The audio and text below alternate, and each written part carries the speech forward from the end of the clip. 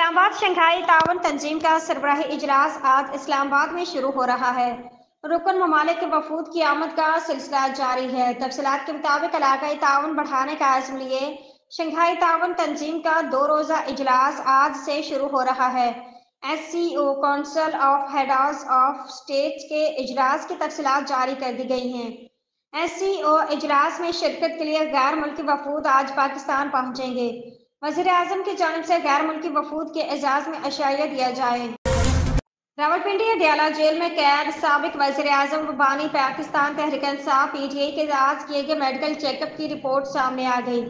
Chairman PTI barrister گوہر خان نے سماجی رابطہ کی سائٹ ایکس پر پیمز ہسپتال اسلام آباد کے ڈاکٹرز کی رپورٹ شیئر کر دی، جس کے مطابق بانی حشاش بشاش ہیں اور ان کا بلڈ پریشر بھی نارمل ہے۔ رپورٹ میں بتایا گیا کہ میڈیکل چیک اپ آج شام 4:30 بجے کیا گیا۔ بانی کو معدے کے مسائل ہیں جس کے لیے پہلے سے علاج جاری ہے، جبکہ ان کو کان کی بیماری سے متعلق پہلے سے شکایت ہے جس کا علاج بھی جاری ہے۔ تہران: ایران نے خود پر جوابی حملہ کرنے میں اسرائیل کا ساتھ دینے پر امریکہ کو بھی سنگین نتائج کی دھمکی دے دی۔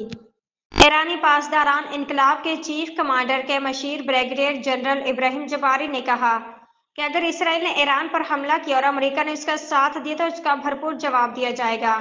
پریس TV سے گفتگو میں بریگیڈیئر جنرل ابراہیم جباری نے کہا کہ امریکہ کو معلوم ہونا چاہیے کہ اگر وہ میدان جنگ میں داخل ہوتا ہے تو ایران کے خلاف کارروائی کرتا ہے تو اس کے فوجی اڈے، مفادات اور بحری جہاز ہمارے ہتھیاروں کی پہنچ میں ہیں۔ اسلام آباد حکومت نے پیٹرولیم مصنوعات کی قیمتوں کا اعلان کر دیا، جس کے تحت پیٹرول کی قیمت برقرار رکھنے کا فیصلہ کیا گیا ہے۔ نوٹیفکیشن جاری کر دیا گیا ہے۔ اس حوالے سے ذرائع کا کہنا ہے کہ ہائی اسپیڈ ڈیزل کی قیمت میں 5 روپے فی لیٹر اضافہ کیا گیا ہے، جبکہ پیٹرول کی موجودہ قیمت میں کوئی رد و بدل نہیں کیا گیا۔